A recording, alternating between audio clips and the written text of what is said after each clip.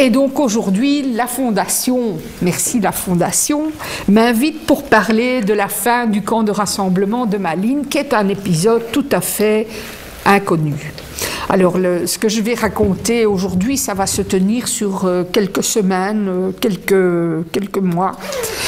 C'est une période très courte dans la vie du camp, et c'est une période très courte aussi dans l'histoire de la libération.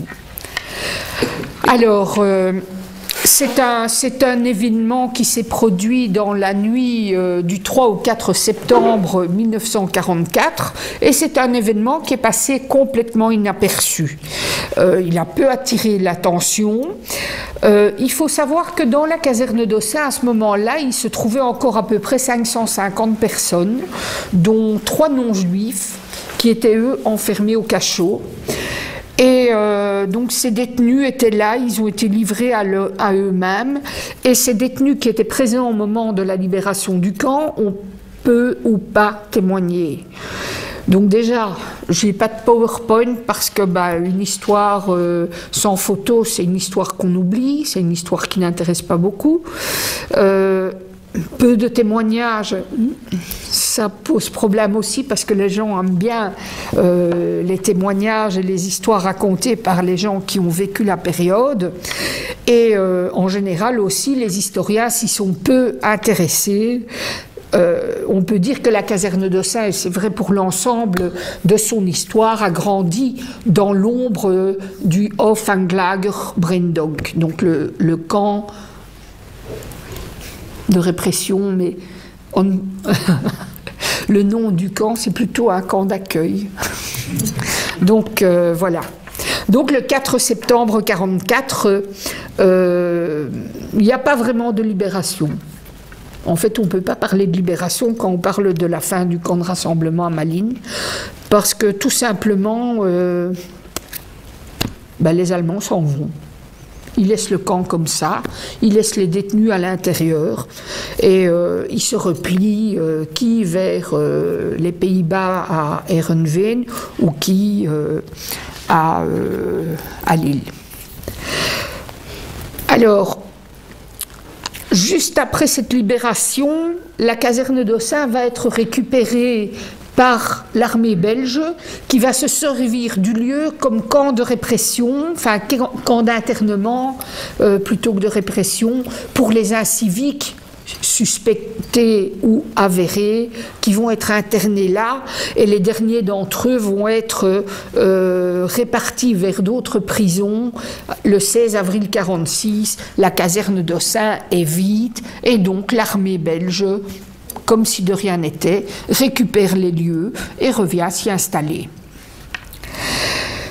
Alors, la question, c'est de cerner un peu ce contexte de la libération du camp de Malines.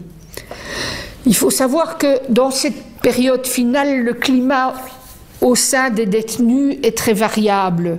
Les gens sont balancés entre des rumeurs ou des nouvelles qui leur arrivent de l'extérieur, entre l'espoir, l'angoisse, l'idée d'en découdre. Donc on est dans une période assez difficile. Les informations arrivent au camp souvent déformées et souvent amenées par des nouveaux arrivants qui sont livrés au camp par la CIPO-SD et qui vont, eux, avoir eu connaissance des nouvelles à l'extérieur. Mais donc toutes les nouvelles qui arrivent sont déformées, elles sont mal interprétées, parfois mal perçues. Et donc, ces faits-là, ça augmente la tension et l'angoisse à l'intérieur des chambrés. Il y a des disputes qui éclatent aussi. On s'accuse d'avoir collaboré avec la CIPO-SD, avec l'administration du camp. On s'accuse d'avoir dénoncé. On accuse aussi d'avoir été trop zélé, ce qui pour certains est évidemment le cas. Alors, L'histoire commence en gros en avril 1944 quand la ville de Malines est abondamment bombardée. Mais ces bombardements ont pour cible les voies de chemin de fer et les usines qui travaillent autour de Malines et absolument en rien le camp de rassemblement de Malines qui lui se situe finalement au centre d'un tissu urbain, d'un quartier populaire, à quelques centaines de mètres de l'archevêché. Donc on est vraiment dans un quartier habité par des gens relativement modestes. Suite aux dégâts qui ont été causés par ces bombardements, les Allemands vont sélectionner quelques hommes juifs à l'intérieur de la caserne d'Ossins pour aller aider au déblayement des gravats. Et donc, en déblayant les ruines, les Allemands sont un peu moins attentifs, moins concernés, et donc ils font moins attention aussi à ces détenus qui sont chargés de déblayer ces ruines. Et donc, certains d'entre eux vont en profiter pour s'évader. Un peu plus tard, dans le courant de mai 1944, on va sélectionner certains hommes juifs aussi, généralement qui ont de la famille au camp, pour justement qu'ils restent dociles et à l'intérieur, qu'ils n'essayent pas de s'enfuir, et on les envoie au camp de formation des SS à Schoten. À Schoten, ils vont servir de jardiniers, d'hommes à tout faire, ils font des bricolages de toutes sortes. Et là aussi, profitant de l'inattention ou du manque de zèle des SS, eh bien, certains d'entre eux vont s'évader. Alors, ces évasions sont absolument pas nombreuses, hein. Il y a 10 personnes en tout qui sont concernées par les deux cas de figure, mais elles font quand même un très grand bruit à l'intérieur du camp de rassemblement, parce que les gens voient que ces évasions ont pu se faire, et donc le moral des détenus juifs remonte.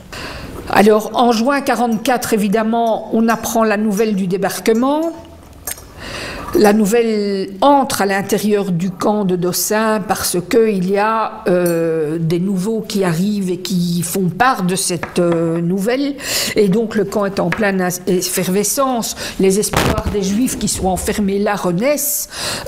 Ils se voient déjà libres et ils espèrent évidemment que le 25e transport, celui qui doit partir... celui qui est parti plutôt le 19 mai 1944, c'est le dernier, puisque les Alliés sont là, sont presque à nos portes. Par contre, le 20 juillet, on apprend l'échec de l'attentat contre Hitler. Et là, le moral est de nouveau en berne. On est abattu, on a peur d'un nouveau transport, on craint vraiment que le camp ne soit liquidé et que donc d'un coup, soit on abatte tous les internés, soit qu'on les embarque tous pour les envoyer à Auschwitz-Birkenau ou ailleurs. Donc, on est anéanti, et on est d'autant plus anéanti que le 31 juillet 1944 va partir le dernier transport, le transport 26, à destination d'Auschwitz-Birkenau. Alors, le lendemain du départ de ce train, la SIPO-SD envisage évidemment de mener une très grande rafle, une dernière grande rafle, où tous les Juifs qu'on peut encore capturer seraient pris, y compris les Juifs qui bénéficiaient auparavant de certificats de protection, c'est-à-dire ceux qui sont restés dans la légalité, les membres de l'association des Juifs en Belgique, les pensionnaires des orphelinats, des homes de vieillards, des hôpitaux, d'autres structures qui dépendent de l'association des Juifs en Belgique, également les travailleurs des firmes qui ont fonctionné pour la Wehrmacht ou d'une manière ou d'une autre qui ont soutenu l'effort de guerre allemand, également les détenteurs de certificats germano-palestiniens et les ressortissants de nationalités qui étaient jusque-là protégés. Donc il s'agit de déporter tout ce qui reste de capturable dans la population juive qui se trouve encore en Belgique. Tout le monde doit être déporté et personne, surtout personne, ne doit être épargné. Je vous rappelle qu'ici on est évidemment dans le cadre toujours du judéocide et de l'extermination systématique. Et comme le disait souvent mon professeur Maxime Steinberg, extermination doit être bien entendue au sens de l'élimination jusqu'au dernier. Donc le meurtre physique jusqu'au dernier qui existerait. Au mois d'août 1944, 160 juifs encore sont arrêtés et livrés au camp de rassemblement de Malines. C'est un nombre assez conséquent et dans la même période, le 24 ou le 25 août, on ne sait pas avec précision, arrive à Bruxelles Anton Burger. Anton Burger, c'est l'émissaire spécial d'Adolf Eichmann. C'est un spécialiste parmi d'autres. C'est lui qui est venu à Bruxelles en juin 1942 pour mettre sur pied le système d'élimination systématique et de déportation des Juifs de Belgique. C'est lui aussi qui, en 1943, a liquidé les Juifs de Salonique. Après la liquidation des Juifs de Salonique, il se rend à Theresienstadt qu'il va diriger et après ça, il va encore repasser par la Grèce où il prend place au sein de la CIPO-SD d'Athènes et il va y diriger la section juive avec les conséquences dramatiques pour la communauté juive d'Athènes que l'on connaît. Il était venu en Belgique pour mettre en route la solution finale. Eh bien, il reviendra le 24 ou le 25 août 1944 pour l'achever. Alors, le 25, Salomon Vandenberg, l'un des membres éminents de l'Association des Juifs en Belgique, est très inquiet et très lucide. Et il atteste de la présence de Anton Burger à Bruxelles. Je cite. Hier, le grand rabbin avec sa famille a été arrêté par la Gestapo. Gestapo, c'est la CIPO-SD en fait. Et j'ai reçu un sérieux avertissement d'une haute personnalité de me méfier et de ne plus dormir chez moi. Ce que nous n'avons plus fait depuis ce jour. Cependant, on est très inquiet, car le sieur Burger en fait, n'est pas venu ici pour rien. Il revient d'Athènes, où, dit-il, il a réussi en 8 jours à rafler 5000 juifs et il voudrait faire la même chose ici, comme coup final, pour finir en beauté sans doute. Ça, c'est ce que note donc ce notable de l'Association des Juifs. Se rendant compte du danger, donc Salomon Vandenberg, qui a aussi été, il faut dire, poussé dans le dos par le comité de défense des Juifs, donc l'organe résistant qui s'était mis comme but principal le sauvetage des enfants juifs, mais pas que. Donc poussé dans le dos, il va finalement décider de suspendre toutes les activités de l'association des Juifs, de vider les homes, les orphelinats, les hôpitaux qui sont sous le contrôle de l'occupant. Alors, les contacts sont pris évidemment avec le comité de défense des Juifs, qui va parvenir à faire passer dans la clandestinité dans un temps record plusieurs centaines d'enfants juifs qui sortent des homes. Et c'est juste à temps parce que la rafle prévue par Anton Burger doit se passer le 28 août 1944. Mais le 28 août, le plan échoue. Anton Burger ne peut pas obtenir ni les camions, ni le matériel roulant, ni le carburant pour mener à bien cette dernière grande action. Donc il est piégé par les circonstances de la guerre, donc il n'y a pas d'intervention externe, c'est simplement un hasard logistique qui fait qu'il ne peut pas mener à bien cette grande opération finale. Alors pour l'occupant, évidemment, c'est la débandade, les armées alliées approchent, tout le matériel disponible, trains, camions, carburant, est utilisé pour évacuer les troupes allemandes du territoire belge, mais Bürger est vraiment un nazi acharné et il va reporter l'action au 30 août, 2 jours plus tard. Alors, de nouveau, Salomon Vandenberg, alerté, va contacter en urgence le secrétaire général de la justice, qui est Léon Plateau, pour que ce dernier sollicite une intervention des consuls de Suisse ou de Suède, qui ferait que la CIPO-SD céderait le commandement, enfin la responsabilité sur le camp de Malines à la Croix-Rouge ou bien au moins à son ministère, donc au ministère de la Justice. Le souci du dirigeant de l'AJB est évidemment d'éviter cette rafle finale et aussi d'éviter que ceux qui sont déjà à Malines ne soient déportés. À ce moment-là, il faut se dire que les Alliés sont à quelques dizaines de kilomètres de la frontière belge. Les événements vont se précipiter. La libération de Paris, l'avancée des Alliés, la débâcle des troupes allemandes, le début de la retraite de l'occupant, tout ça va encore empêcher Bürger d'accomplir sa mission finale. Et donc, cette évacuation générale ne pourra de nouveau pas avoir lieu. Le 30 août, la CIPO-SD de Lille va se replier sur Malines. Alors, on voit arriver des troupes de SS ou de la Wehrmacht armées jusqu'aux dents, avec des mitraillettes, des fusils mitrailleurs, des tanks.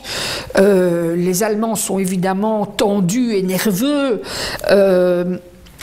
Alors, ils commencent à rassembler des camions et des véhicules pour empaqueter leurs bagages. Et dans la débâcle, ils envisagent déjà de quitter le bâtiment de la caserne d'Ossat. Mais, l'après-midi du même jour, les véhicules sont déchargés. La vie à Dossat reprend son cours habituel. La cloche de la cour va retentir comme avant pour régler la journée des détenus. Donc le lever, le repas, la douche, la promenade, le repas de midi, le retour dans les chambrées, la balade, le retour dans les chambrées, la distribution de la nourriture, etc. Donc Malines, le camp de Malines se remet dans son train-train habituel. Et on voit aussi des nouveaux groupes de juifs qui ont été arrêtés, qui font leur apparition à l'intérieur de la caserne d'Ossat, en vue d'embarquer dans un 27e transport. Devant toute cette arrivée de troupes, de soldats en uniforme armés jusqu'aux dents, les détenus juifs sont évidemment terriblement inquiets et effrayés. Une nouvelle rumeur de déportation et de liquidation du camp se répand et la tension monte. Mais cette fois-ci, les Juifs s'apprêtent à en découdre. Donc ils vont aller chercher tout ce qui pourrait leur servir d'armes, des bouts de bois, les outils des ateliers, du magasin du camp qu'on appelait les frères de l'Aise. C'était Shmuel et Abraham Batzman, qui était responsable de ce magasin où on entreposait les biens saisis aux Juifs, mais aussi tous les outils qui étaient utiles à la réfection et à l'entretien du camp. Donc les Juifs se préparent à se battre, d'autres cherchent des cachettes, notamment un enfant qui est enfermé au camp à ce moment-là, qui s'appelle Maurice Schwartz, et qui lui va explorer tous les greniers de la caserne d'Ossat pour voir au cas où il pourrait se planquer. Et chose inquiétante, très inquiétante, c'est que les mitraillettes sont désormais pointées non plus sur l'extérieur pour défendre le camp, mais vers l'intérieur pour maintenir le calme et le cas d'une révolte échéant, eh bien, de pouvoir la mater directement et dans la violence. Alors, les supérieurs SS logent à Dossin, mais le reste des hommes vont s'installer dans la caserne de l'Aube, qui est la caserne qui se trouvait juste en face. C'est dommage que le bâtiment ait été abattu pour faire notre bunker de caserne Dossin, parce que le bâtiment était de la même époque que la caserne Dossin. Il avait aussi une architecture intéressante et il avait peut-être aussi un rôle mémoriel. Mais donc, les Allemands commencent à rassembler leur petit monde autour d'eux. D'une part, les familles, les maîtresses, les acolytes. Tout le monde se rassemble dans la caserne d'Ossat. Et même les employés du bureau de la Brüsseler Treuhandgesellschaft, qui était un organe créé par les Allemands, mais chargé des biens juifs, de la confiscation, de la gestion des biens juifs et ennemis, s'y rassemblent également. À Malines, il y avait un frère et une sœur qui s'appelaient, le gars s'appelle Albert Albers, et sa sœur, eh ben voilà, son nom m'échappe. Ils étaient tous les deux préposés donc à la gestion de ces biens, à la confiscation des biens des nouveaux arrivants, à en dresser l'inventaire, un inventaire établi évidemment toujours au crayon, parce que c'est toujours bien de pouvoir effacer quand il y a des objets intéressants dans les enveloppes. Eh bien eux aussi, ils arrivent à Caserne d'Ossat, ils y rassemblent leurs familles et leurs enfants en vue d'une fuite imminente. Alors, le 2 ou le 3 septembre 1944, on est vraiment presque au jour de la libération. Le commandant Frank, donc Hans-Gerhard Frank, qui remplace Schmidt depuis avril 1943, va rassembler tous les détenus du camp dans la cour de la caserne et il va leur faire un discours et des recommandations.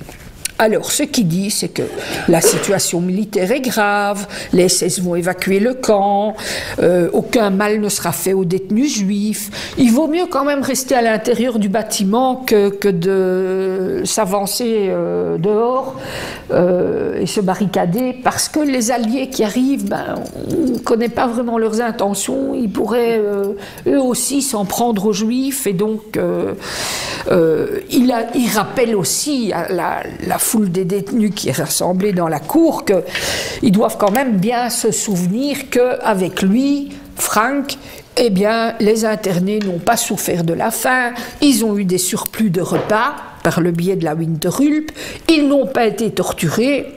Ça reste à démontrer, parce que le seul mort de mauvais traitement, son décès survient sous le règne de Gerhard Frank et pas de Philipp Schmidt. Donc Philipp Schmidt qui était aussi le commandant de Brennpunkt. Et pour conclure, il dit, mais vous pressez pas trop, parce que si ça se trouve, on va revenir dans les jours qui viennent. Alors, il y a déjà des grosses tensions qui se font sentir dans les dortoirs entre les proéminents, les prominentes, les juifs qui avaient une tâche. Par exemple, Judith Slatner qui était préposée à la fouille des sacs et des habits. Par exemple, le chef juif du camp qui est le chanteur d'opéra autrichien Dagomayer. Il y en a d'autres comme ça qui ont été impliqués et qui ont plutôt travaillé avec zèle pour la CIPO-SD. Et donc ceux-là, ils sont quand même un petit peu en danger vu les circonstances. Alors une des employées de la Aufnahme, le bureau d'enregistrement du camp, l'administration du camp où étaient mises au travail des femmes, des dactylo-juives. Donc Erna Chelasnitsky va établir et distribuer des sortes d'attestations de libération qui sont censées servir de sauf-conduit à ces détenus. Et donc ceux-là vont quitter le camp déjà le 3 septembre. pour éviter évidemment les mesures de représailles que les autres juifs détenus, les Transportjuden, comme on les appelle, pourraient avoir contre eux. Le 3 septembre, donc, le départ se précise, les SS empaquettent leurs paquets, ils chargent une deuxième fois tous les véhicules. Le commandant du camp, cette fois, ordonne de brûler les copies des listes de déportation qui sont restées à l'administration du camp. Mais là, nous avons Maurice Van Reet, un homme qu'on va retrouver d'ailleurs auparavant très présent dans les mouvements de résistance à l'intérieur, les actes de résistance plutôt à l'intérieur de la caserne. Il va refuser de brûler ces objets, donc il va s'emparer des classeurs et il va les enterrer en dessous d'une cabine de douche pour les mettre à l'abri. Donc c'est grâce à lui finalement qu'on peut avoir une comptabilité aussi précise, parce qu'à part la liste du 4e transport et celle des transports spéciaux, qui concerne 218 personnes, eh bien on a toutes les listes de déportation intactes. Alors lui donc qui fait ce geste qui est anodin mais qui aura un poids considérable pour la suite, surtout pour le travail de l'historien, j'avoue, et pour le travail quand même du ministère de la Reconstruction et du Rapatriement, qui va employer les documents originaux en écrivant dessus avec son petit stylo et son petit bic, des petites croix, des petits V, des petites annotations. Donc on s'est servi juste des originaux comme si c'était des documents de travail. Mais ils ont fait un excellent travail par-dessus là. Alors, donc, dans cette nuit du 3 au 4 septembre, on y arrive, 22 heures. Les nazis abandonnent la caserne. Ils laissent les détenus livrés à eux-mêmes, ils ferment la porte. Ils ont dû quand même abandonner aussi quelques véhicules qui ont été sabotés, notamment par Albert Clément, lui aussi un homme qu'on va retrouver actif dans les petits actes de résistance antérieurs à cette période. Albert Clément était un homme à tout faire dans le camp de Malines, donc il travaillait parmi les électriciens, les plombiers, les Werkleute comme on les appelle. Donc il est 22 heures, les Allemands s'en vont, les troupes britanniques approchent, il y a des coups de feu qui retentissent, mais les coups de feu c'est à la gare, ou au dépôt il y a un arsenal un peu plus... à proximité du camp. Donc c'est là que les coups de feu vont éclater, pas évidemment à la caserne de Saints. Il y a un convoi d'une vingtaine de voitures chargées de vivres, de biens confisqués aux Juifs, des familles, des maîtresses, des enfants qui vont prendre la route et filer. Le tout se fait dans une précipitation extrême, et pour ça, je rappellerai quand même que le responsable, enfin le préposé de la Brüsseler Treuhandgesellschaft, Albert Albers, qui part avec sa sœur, sa famille et les enfants, ne va pas du tout suivre les mêmes routes d'évacuation que les autres. Il n'a pas du tout envie, lui, il n'est pas un SS, il est un comptable, un profiteur de guerre, très certainement. Et il va décider de suivre un autre chemin, il va essayer de se réfugier en Suisse, mais à la frontière, à hauteur d'Annemasse, il va se faire arrêter par la police française. Alors, la police française va établir, c'est intéressant, un inventaire de tout ce qu'il y avait à bord de sa voiture. Alors, je passe les montres, les bijoux, les diamants, les devises de plusieurs pays étrangers. Enfin, il a vraiment vidé le coffre de la Brüsseler Treuhandgesellschaft à Malines, où étaient conservées les choses qu'on avait saisies. Donc, il s'enfuit avec tout ça. Alors, ce qui est amusant aussi, c'est qu'il y a un transfert de la police française aux armées britanniques. On a les inventaires, on ne sait pas ce que sont devenus les biens. Ça a disparu dans la nature, ça s'est évanoui.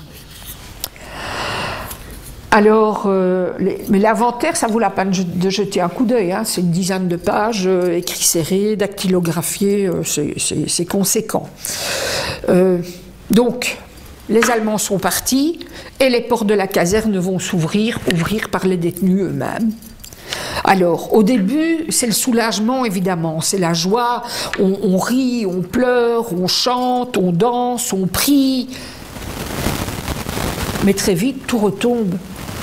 Le calme revient parce que cette nuit-là, il y a aussi quelques Juifs qui vont essayer de sortir, mais ils vont revenir rapidement. Et les détenus juifs qui sont là, ils entendent tirer, donc ils ont peur. Donc ils vont rester, la plupart d'entre eux, la majorité, va rester à l'intérieur du camp. Et alors, nous avons ici le témoignage de Gertrude Isaac, qui était mise au travail dans l'infirmerie du camp, qui va raconter... Les détenus, bien qu'ayant une certaine peine à contenir leur joie devant le départ de leur geôlier, eurent la présence d'esprit de se barricader, car la Wehrmacht qui occupait la caserne, qui fait face à la caserne d'Ossat, attendait encore, elle, son ordre de départ. Et puis surtout, les Juifs qui sont là, qu'est-ce qu'ils doivent faire? Ils sont complètement désemparés, ils ne savent pas où aller. Rester à Dossa, ça apparaît comme une solution raisonnable. Des murs solides, on connaît l'endroit, on se sent plus en sécurité qu'à l'extérieur, et surtout, les Allemands n'ont pas emporté tous les vivres. Donc, plutôt que de se risquer à l'extérieur, on va essayer de s'organiser à l'intérieur. Mais c'est aussi l'heure des règlements de compte. Des bagarres qui se déclenchent, des détenus privilégiés qui sont accusés d'accointance avec les SS, qui vont subir des représailles. Il y a aussi quelques hommes, dont Clément, qui vont s'affairer au cachot, parce que là, je vous ai dit, il reste encore 3 détenus non-juifs qui sont enfermés. Alors la présence de ces non-juifs, ce sont des femmes, dont le mari a été généralement enfermé au camp de Brendonk, et pour exercer une pression sur le mari et le faire parler, eh bien on enfermait ces femmes dans les cachots de la caserne d'Ossat, parfois même avec des enfants. Mais là, les cachots sont fermés et les SS ont emporté les clés. Donc il faut quand même un certain temps pour pouvoir libérer ces femmes de ces cachots. Alors il y en a beaucoup qui vont, enfin beaucoup, c'est relatif. Un certain nombre va s'aventurer dehors, mais très rapidement donc ils reviennent parce qu'ils entendent tirer, parce qu'ils ne sont pas sûrs de ne pas retrouver leur geôlier, leur bourreau. Et finalement, la plupart ne vont quitter Dossa que dans la journée du 4. Alors il faut savoir que cette journée du 4, c'est aussi particulier, parce que quelques Juifs vont sortir de la caserne, mais il y a des Malinois qui sont aux portes du bâtiment, munis de sacs et de coffres, pour s'apprêter à piller la caserne d'Ossat. Évidemment, le grand fantasme, c'est que le Juif est riche. Donc on fantasme sur les biens qui auraient pu être laissés à l'intérieur de la caserne, et donc les pillards doivent être repoussés, on va refermer les portes, et par contre, il faut quand même dire que la plupart des habitants du quartier vont apporter leur aide aux Juifs, à la mesure de leurs moyens, un lit pour une nuit, un repas ou deux, parfois un peu d'argent. Le couvent de la Nokerstraat, donc qui est la rue qui longe la caserne d'Ossat, qui est une toute petite rue, va accueillir des femmes et des enfants, on va les loger. L'Onze Lieve Vrouw Gasthuis va également accueillir, réconforter, soigner et nourrir les anciens détenus. Donc l'hospitalité va parfois s'étendre sur plusieurs jours, parce qu'évidemment les transports en commun ne fonctionnent pas, c'est très compliqué d'attraper un train ou un vicinal, et surtout les véhicules militaires encombrent les routes. Alors, ce n'est qu'à la fin de la journée du 4 septembre qu'une petite délégation mixte du Comité de défense des Juifs et de l'Association des Juifs en Belgique va arriver au camp. Parmi eux, Chaim Perelman et Maurice Haibert, qui sont à la fois membres de l'AJB et qui ont eu des activités résistantes au sein du CDJ, se servant de la couverture de l'AJB pour s'impliquer notamment dans le sauvetage des enfants. Et que font ces membres du comité de défense des Juifs quand ils arrivent à Malines? Des listes. Comme si ça ne suffisait pas, ils font des listes des Juifs qui sont sur place et ils vont distribuer de l'argent à certains d'entre eux et ils vont dire le lendemain on va amener quelques camions pour ramener les Juifs qu'on pourra, qui à Anvers, qui à Bruxelles. Mais il y en a beaucoup qui ne vont pas attendre cette aide parce qu'ils n'ont aucune envie de rester encore dans la caserne d'Ossun et ils vont regagner les villes où vivaient leurs familles, où eux-mêmes vivaient par leurs propres moyens, à pied, à l'aide de chauffeurs compatissants, en utilisant des carrioles avec des chevaux, enfin, en comptant sur l'aide des gens sur place. Et donc, à proprement parler, ce camp n'a pas été libéré, il a été abandonné. Aucun soldat, aucun résistant n'a fait quelque chose pour libérer les détenus de la caserne d'Ossun. On a là 551 internés, abandonnés, livrés à eux-mêmes, sans qu'aucun combat n'ait eu lieu. Voilà. Et personne, surtout, ne se soucie vraiment de leur sort. Alors, ces jours-là sont des jours mi-chèvre, mi-chou. Hein, il y a la joie dans la ville, il y a la joie, les acclamations des Alliés, on les accueille en faisant la fête, on les accueille en bienfaiteurs. Mais cette liesse ne touche pas les Juifs de la même façon que les autres citoyens. S'ils sont évidemment soulagés, ils vont sombrer rapidement dans le désarroi parce que pour eux, il y a les mêmes questions qui reviennent. Qu'est-ce qu'il est devenu des gens qui ont été déportés de leur entourage ou de leur famille? Où sont leurs proches? Où est-ce qu'ils vont aller? Ils n'ont plus de logement. Leurs logements sont soit liquidés, soit occupés par d'autres. L'intérieur des logements a été pillé. Comment est-ce qu'ils vont subsister? Parce qu'ils n'ont plus de métier, ils n'ont plus de place dans la société, ces gens. Ils n'ont plus d'occupation professionnelle. Ils ont aussi quand même souffert du régime de Malines, qui est un régime de faim. Même si on ne meurt pas de la faim à Malines, c'est quand même des gens qui sont affaiblis, qui ont aussi le traumatisme d'avoir été enfermés, parfois pendant 2 ans, généralement pendant quelques mois, dans cette caserne d'Ossun. Et leur monde est dévasté. Alors, une témoin de cette atmosphère, de cet état d'esprit, est Hélène Beer, qui a écrit un témoignage excellent sur la caserne d'Ossun. Malheureusement, l'historien déplorera qu'elle emploie des pseudonymes et que donc on ne peut pas identifier tout le monde. Ça, c'est ce qui m'énerve. Mais n'empêche, son témoignage est très bien écrit, il a une valeur littéraire et il a une valeur évidemment historique. Alors elle exprime ses sentiments du moment. Ce soir-là, mon mari et moi assistons, place Rogier, dans l'immense déploiement de la foule en délire, au défilé des chars et des armées alliées. On hurle, on acclame, on chante. J'éclate en sanglots. Le 27e transport n'est pas parti, mais les autres, tous les autres. Les premiers rescapés du camp de concentration vont rentrer, enfin des camps de concentration vont rentrer à la fin du mois de mars 1945. De la caserne d'Ossun, sur 25 800 déportés, on compte 1251 survivants. 1218 juifs et 33 tziganes, moins de 5% de cette population. Ils sont noyés dans une masse de plus de 30 000 déportés politiques, déportés pour le travail ou autres, qui sont 24 fois plus nombreux qu'à revenir.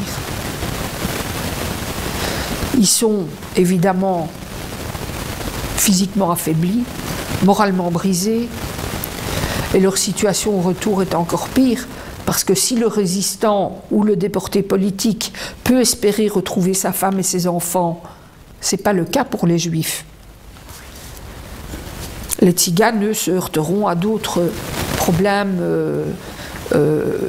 également. Alors, cette communauté juive est détruite. Elle est amputée de moitié, dans l'attente d'un retour de plus en plus incertain de ceux qui sont partis en déportation. Elle est confrontée à des problèmes psychologiques, des traumatismes, des problèmes matériels, des problèmes humains. Et dès le lendemain de la libération, sans beaucoup d'aide de l'État belge, il faut surmonter le judéocide et il faut commencer à penser à se reconstruire. C'est sans doute pour ça que les anciens détenus du camp de Malines n'ont pas tellement témoigné sur cet épisode, qu'ils n'ont pas vraiment vécu la libération, qu'ils ne l'ont en tout cas pas vécu comme un moment heureux et pas tout à fait important. Alors, après va s'entamer la période des négociations sur les titres et les statuts de prisonniers politiques. Alors, pour être bénéficiaire du statut, c'est-à-dire la version les fleurs sans les honneurs, la compensation financière mais sans la reconnaissance de l'État, les Juifs qui sont majoritairement, donc à plus de 90% quand même, des étrangers, ne vont pas avoir droit à ce statut, même s'ils ont été déportés, parfois qu'ils ont passé plusieurs années ou en tout cas de nombreux mois dans les camps de concentration. On ne tient pas compte non plus du fait que leur famille ait été exterminée souvent à l'arrivée. Donc les enfants en dessous de 15 ans, généralement, n'ont aucune possibilité de rentrer à l'intérieur du camp de concentration d'Auschwitz. Ils sont directement dirigés vers le centre de mise à mort de Birkenau. Les femmes aussi sont des victimes majoritaires. Et dans ce cas-là, c'est un traumatisme qui n'a pas été reconnu et pour certains, ce petit appui financier que représentait l'obtention du statut était essentiel. Mais pour avoir ce statut, il fallait être de préférence de nationalité belge et avoir fait preuve d'une activité patriotique désintéressée. Alors, être arrêté pour des motifs raciaux et déporté pour des motifs raciaux, c'est pas être prisonnier politique. Et comme la plupart n'étaient pas belges, ils n'ont pas obtenu.